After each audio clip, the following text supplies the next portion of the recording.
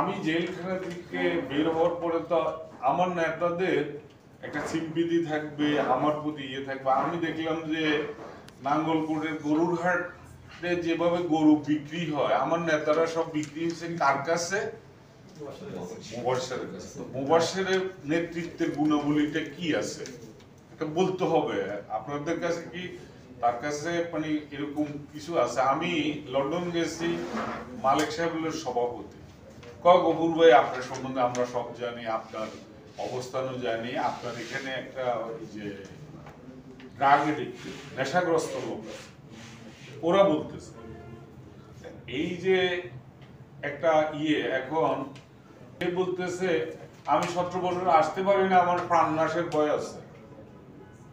প্রাণনাশের ভয় থাকলে রাজনীতি করবে কেন? রাজনীতি তো রাজার মতন চলতে হবে, আমার পিছনে আমার লোক থাকবে, আমাকে সিকিউরিটি দিবে কে? আমি 5 বছর এমপি ছিলাম। প্রথম দিন যখন আমি এমপি হইয়া শপথ নিয়ে আসছি, দেখি যে আমি যেখানে যাই পিছনে ওসি সাহেব গাড়ি একটা লই যায়। আমি বললাম যে আপনাকে কেন? আপনাকে তো আমি বলি নাই। কয় স্যার আপনার সিকিউরিটির জন্য। আমি বললাম যে না, আমার তো এত লোক ভোট দিছে, সিকিউরিটি দিব তারা, আমি আপনার সিকিউরিটি তো চাই নাই, চাইলে না আপনি আমাকে দিবেন। এখন এই খবরটা যদি দেয়, এটা তো তার উপকার হবে না।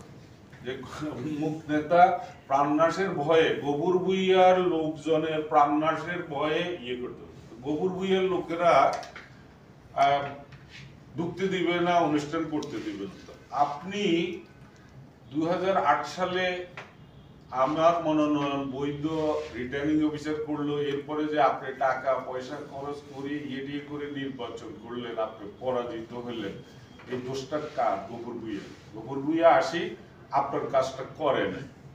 আমি নির্বাচন করলে তো আমি তার সাহায্য চাবো না যে আপনি আসি আমার কাজ করেন, না হলে ভাই আমি তো পাস করতে পারবো না।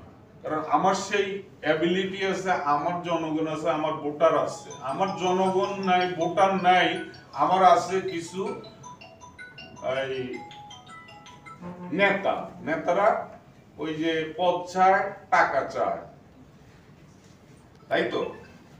এখন আমাকে করতে হবে কি, সাংবাদিক ভাইয়ের কথা অনুযায়ী তার মানে সিকিউরিটির ব্যবস্থা করতে হবে। এখন কি অবস্থাটা হয়েছে নাঙ্গলকোটে, এখানে তার নিরাপত্তা দেয় আওয়ামী লীগের যে খারাপ লোকগুলো ছিল, এগুলো সবগুলো কিন্তু এখন তার সাথে মিশে গেছে এবং